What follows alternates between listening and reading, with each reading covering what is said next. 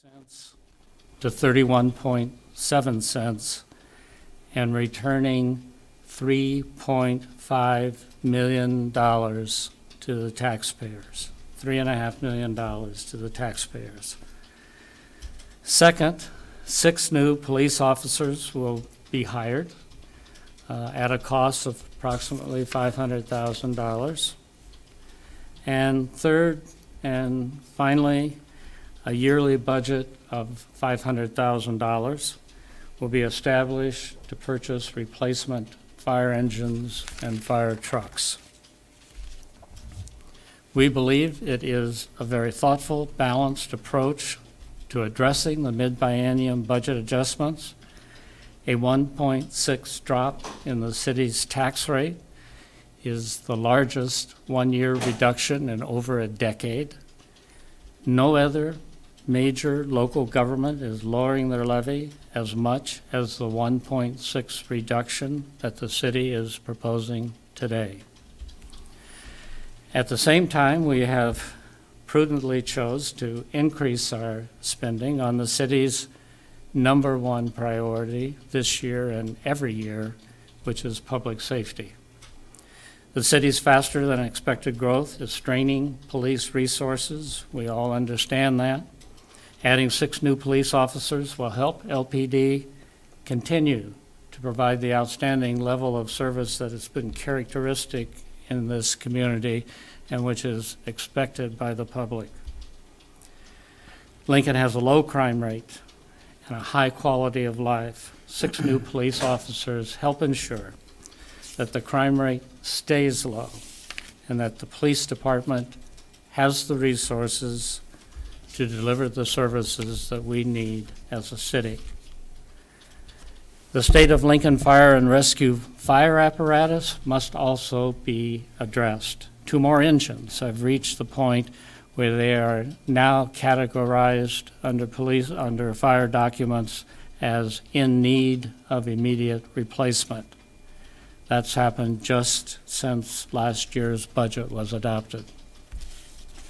The problem is that we haven't had a consistent funding source for replacing fire engines and trucks for almost 20 years.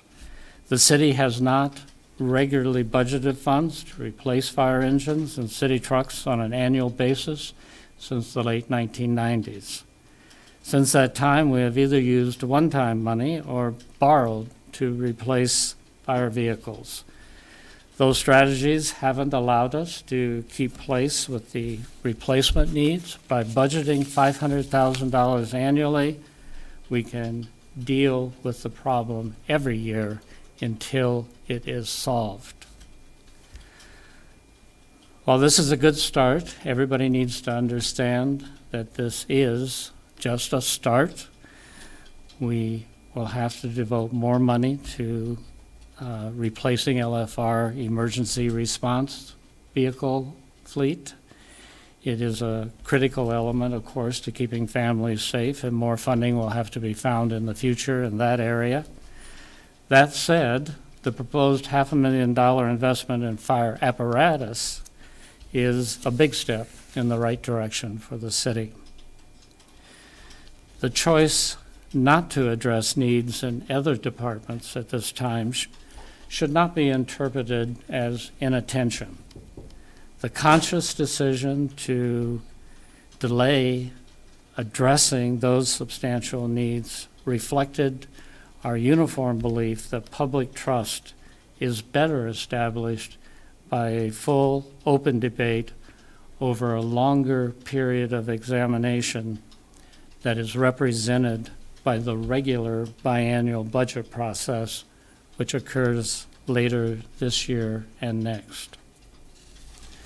Finally, I want everyone to take away from this press conference what I think may be the most important piece of news of all, and that is that we've worked hard to nurture bipartisanship, a way of doing business that seems unfortunately lost at the higher levels of government. I originally asked the city council members for a 1.5 increase in this budget. If partisanship had been paramount, most would have expected the council to support that recommendation. But today I'm proposing a $1 million increase because council members and the mayor were willing to compromise. In short, we found common ground and made an agreement that benefits everyone in the community. The property tax levy will drop by nearly 5% while adding more police officers and replacing dangerously worn out fire apparatus. This is a win for the kind of common sense leadership that I think is in short supply these days in government. It's a better way to run the city, and we want to keep trying to get to that place. So with that, there are 3 council members here today who all worked hard to do what they thought was the right thing for Lincoln's future with this budget. So let's hear from them. These are the people who worked to find consensus, and we'll start with our friend Roy Christensen. Roy, the podium's yours. Thank you, Mayor. First, I want to acknowledge the heroes in the neighborhood in Southeast Lincoln who responded yesterday in the wake of a house explosion to run to the aid of their neighbors. I want to thank the first responders, Lincoln Police and Fire, who quickly arrived on the scene to put out the fire and administer aid to the injured. City government plays an important role in the lives of Lincoln residents every day. Funding infrastructure, public safety, and a safety net for the least fortunate among us are key roles of government. The events of yesterday in a quiet middle-class neighborhood show how our community, those in uniform and our neighbors, can and do come together in times of crisis. Our residents deserve the best efforts of their elected officials in working together to keep our city moving forward stronger together. The budget resolution we're talking about today cuts the city property tax rate and invests in public safety. This is a good day for our community.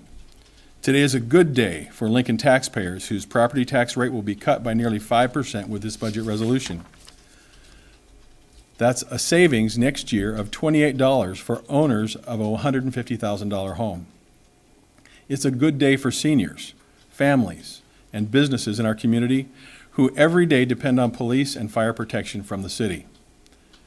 Putting more police on our streets and in our neighborhoods and accelerating the replacement of our aging fleet of fire trucks is a win for those Lincoln seniors, families, and businesses.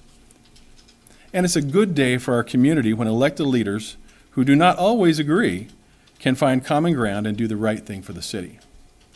As a conservative small business owner, my budget priority on the City Council this year is to hold taxpayers harmless from an unexpected valuation increase that was projected to boost the city property tax collections by $3.5 million. That's what this budget plan does. The 1.625 cent reduction in the city's property tax levy in this budget agreement keeps that $3.5 million in the pockets of Lincoln homeowners and businesses. Some may say we aren't facing an emergency, so why are we increasing our investment in public safety in the middle of a 2-year budget? My response is that if you were the victim of a crime, a health scare, or a fire, you are going to want that additional police officer on the street, or a fire truck that can rapidly come to your aid without the concern of maintenance issues. For those Lincoln residents who need public safety services, this additional investment is justified. I want to thank the mayor and the city staff and other council members for their work on this important agreement. Thank you. Leary? I want to echo Roy's sentiments and just say that earlier this year when we found out about the assessor's revaluation, I promised to lead an effort to cut the tax rate to shield homeowners from the full impact of the unexpected and significant increase in property tax. We are providing that tax relief. I am keeping my promise. We, a bipartisan group of elected officials, are keeping that promise and providing tax relief to Lincoln taxpayers. And we are also keeping our commitment to public safety by putting more police officers on the ground, by improving our fire apparatus and the fleet that is necessary to rush to homes in the event of emergencies like the tragic one we saw yesterday. That is so important. This is a good day, as Roy said, for Lincoln.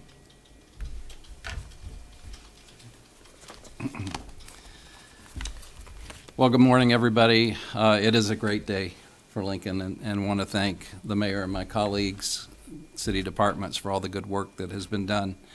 This is our third biennial budget, and it's a time, usually when we get to this point, starting the second year of the budget, we don't expect drama. We don't expect changes. In fact, the purpose of the biennial budget is for that consistency, so that departments know what's coming ahead and you can plan for it.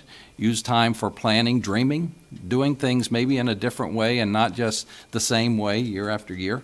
And so we come to this point in this biennial budget, though with an unforeseen circumstance, and that unforeseen circumstance was something we didn't know would happen a year ago, when the county assessor said that he was going to reassess properties across our community. Well, that meant a change in terms of revenue. It also meant that we had to think about, what is it that we can do to serve our community. So there were two things that were important to me in this, and I'm so pleased that this is the direction that we're going. And early 2017 was a part of a task force that was involved, made up of people from the community and Lincoln Police, who looked at our teams. Lincoln Police has 5 teams. The idea was we could possibly reduce to 4 teams and have some staff flexibility, allowing us to stretch resources farther into the community. As this group met over early months this year, we heard about the needs of Lincoln Police. We heard about how there are particular areas and teams that are understaffed at times, and what that means when you pull somebody off a team and go to another team, and how that officer may not have the backup that he or she needs to have, putting that officer at risk, putting the community potentially at risk. What I learned from that was that really reducing the teams wasn't the answer. We need more police officers. And so I'm pleased that we're going to be doing that. Also learned in a conversation with a firefighter who serves in Northwest Lincoln, talked to him last winter and said, how are things? He said, well, when I go to a fire, I have to drive slow because I'm afraid my engine won't make it.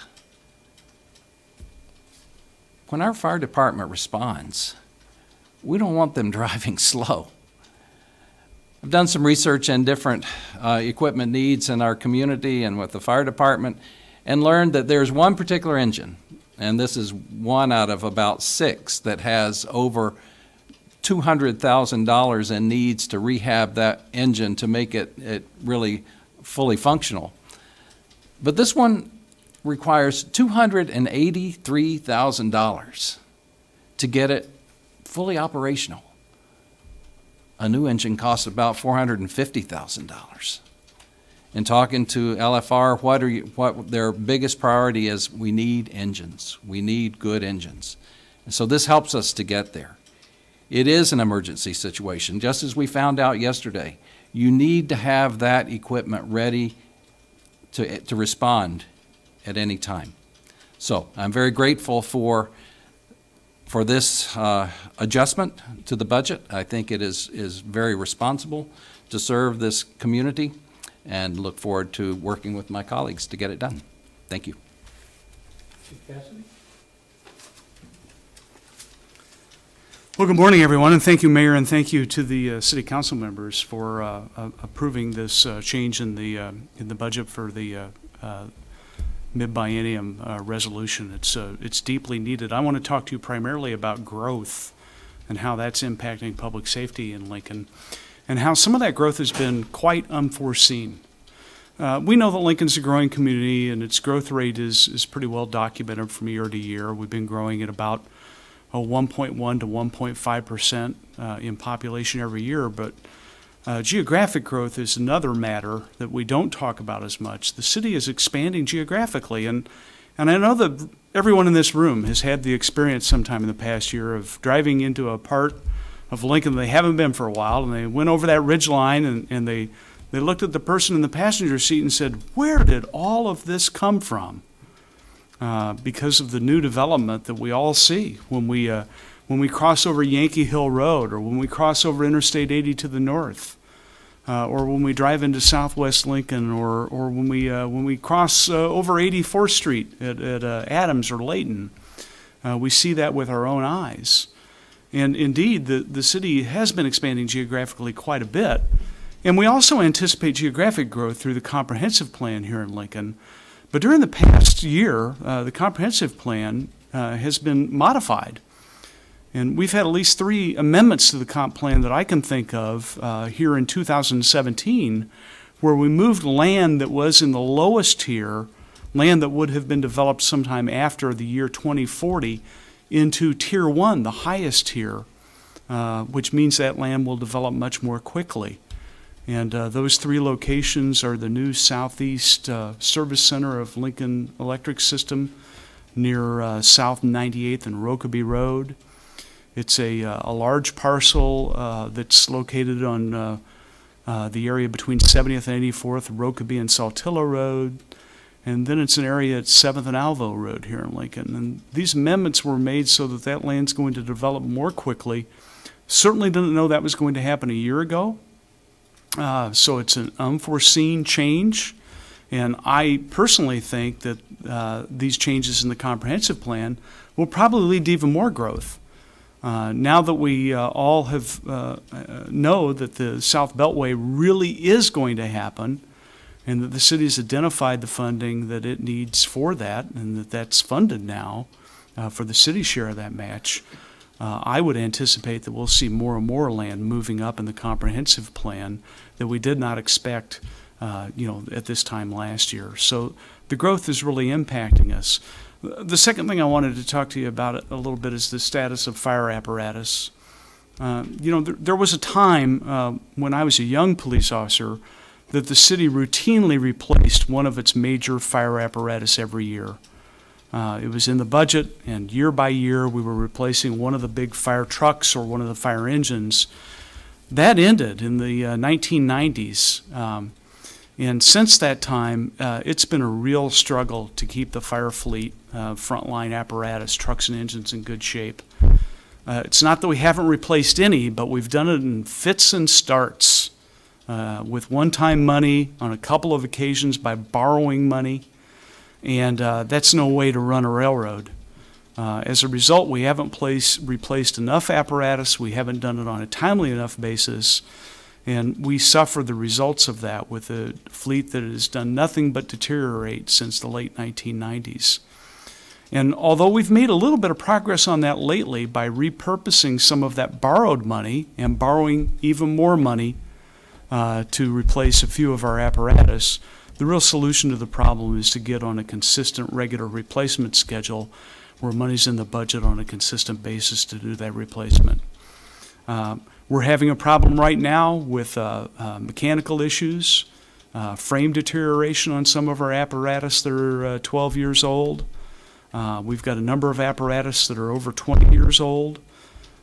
We've got about 14 apparatus that exceed the industry standards for replacement, that are in critical need of replacement.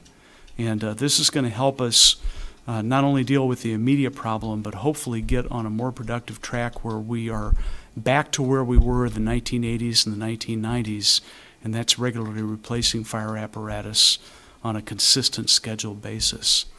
Now, in addition to the condition of the fire apparatus that's needed attention for a long time, it's also gotten worse in the past year. Again, unforeseen.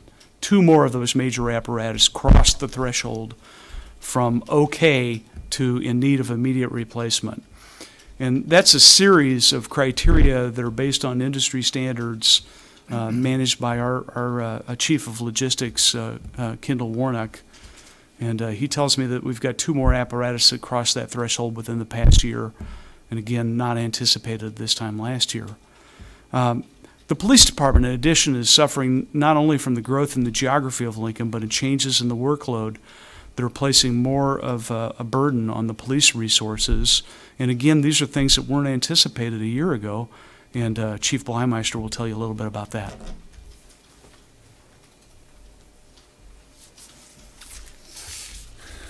Thank you, Director. And just on behalf of the members of the Lincoln Police Department, Mayor, Roy, Leary, and Carl, thank you very much for your leadership and your continuing support to address the constantly evolving needs of public safety.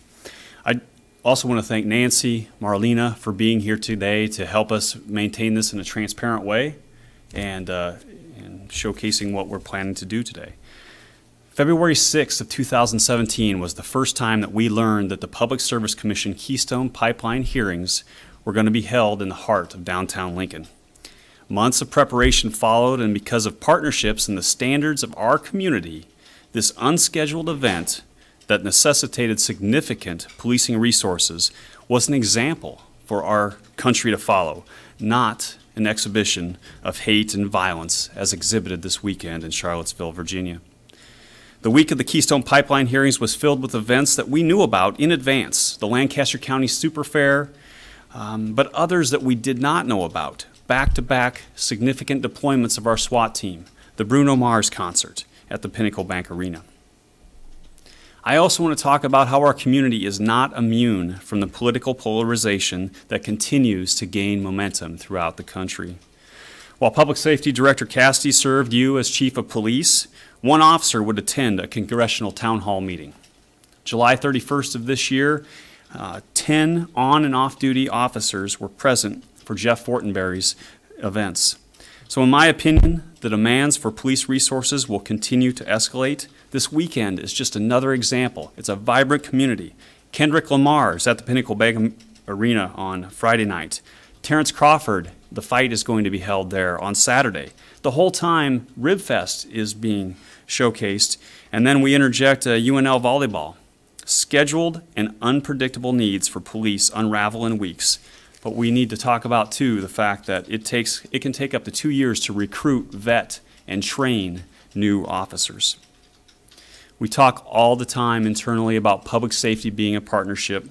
Lincoln Fire and Rescue, Public Works, other law enforcement agencies in our community, and service providers. In the last few months, we learned that the Bridge Behavioral Health Unit, Civil Protective Custody Unit, was not receiving the anticipated revenues as a result of the change in Medicaid managed care program for the state.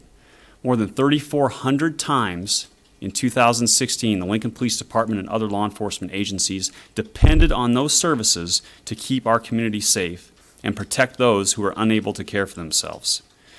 We continue to look for collaborative solutions, but without this service, the expectations of our community and community safety could go unmet. Another unanticipated reason why the need for police officers continues. With that, that's all I have. Thank you, Jeff. All right, questions? How many police officers do we have, and then will we have, and are all the positions filled? Nancy, currently our authorized strength is 329 commissioned officers. This will add 6 to that, and as you heard Carl speak about with the Boundary Review Committee, we have 5 geographic teams, and we're maintaining that in 2018. So 5 of the officers will be dedicated to each geographic team, and we're going to continue with the 6 to bolster our first-line supervision efforts, because those are the individuals that mentor, develop, and oversee the actions of the line officers. So the cumulative total will be 335. Could you talk about how much of a difference will 6 officers make? Certainly. 6 officers is continuing to address, as you heard Public Safety Director Cassidy talk about, the 1.2 to 1.5 continuing population expanse.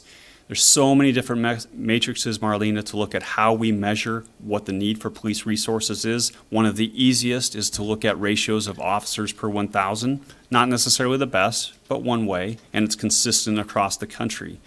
And this 6 officers will make an impact. It will make an impact on the safety and security, and also provide alternate scheduling options so resources aren't as stressed, as evidenced by all of these upcoming events that a couple years ago we didn't know would be here.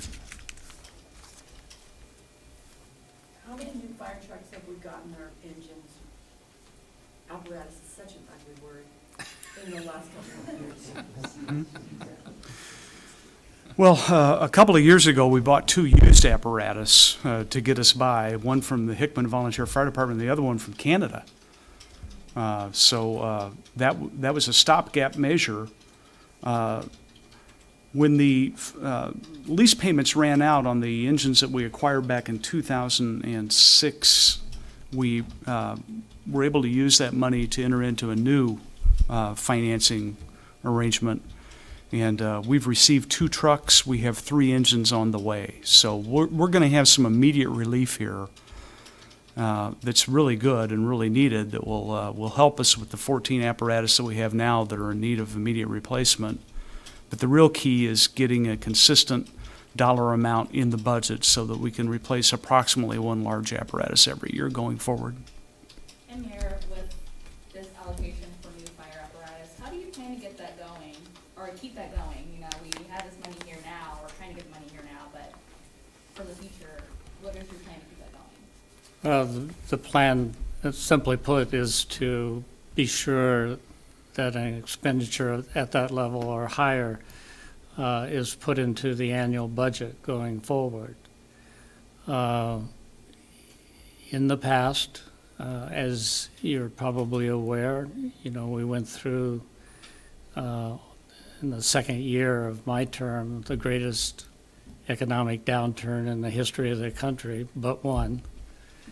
And a recovery period went along with that, of course, and an emphasis on economic development and building the engine of the city to produce revenues and to produce wealth and a quality of life. And now, hopefully, at that higher level, we can start to take increased revenues and reinvest in those things that make right, not just this item in the budget, but a whole number of items in the budget that still need repair. But we want to do that with a process, with the processes that are most transparent to the public, and using processes which involve the public as we move forward. And so for most of the matters that those of us here recognized as needing additional revenue, the decision we wanted to make in the end was to save those discussions for the regular budget process when all the citizenry could see what was happening and participate in what was happening and have a voice in which priorities we place first. You know, we never have enough money at one time to make everything right.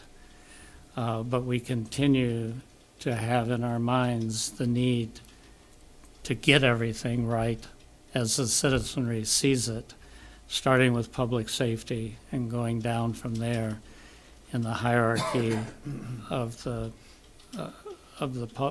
public's view of what's most essential.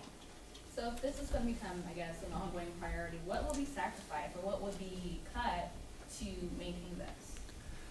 What will be cut by doing this? Well, absolutely. Well, let me be sure I understand your question. You mean in the existing budget or in the future budget? In the future, or even now, like, it's, how are you planning to get this money or keep this money going? If, like, where would the money come from, if that makes sense? Well, the money would come from the ongoing generated sales tax and property tax, primarily revenues. So the money is not one-time money. It will be regenerated absent some economic downturn. And in fact, it will be regenerated at a lower tax levy. So the people will be paying less, but getting some more things fixed by virtue of the growth in the city, for example. And what caused the lowering of the tax levy? Or you proposed 1 million last year, and now it's 1 million, correct? This year, not for the Yes. levy, but like for the. Well, when we mentioned that I proposed 1.5, that was in discussing individually with council people what seemed to me to be a reasonable level of compromise between reducing the levy and providing additional revenues. But we all had different ideas about that. And what ended up was not 1.5, but 1 million. That's completely okay with me, and I think okay, generally speaking, with the rest of the council. They can speak for themselves. The council had passed, we won't take advantage of the windfall resolution. Do the council members think that this falls within the spirit of that resolution? Well, I'll let the council people respond to that. I most certainly thought it was within the spirit of it.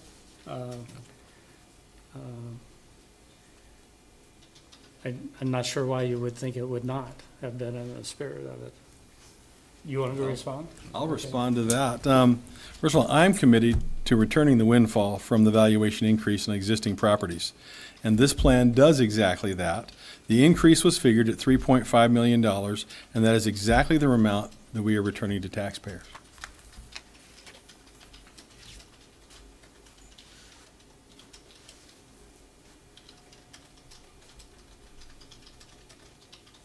All right. Good to go? Thank you very much for covering it and getting the word out for us. Have a good day. Thank you. Roy, thank you.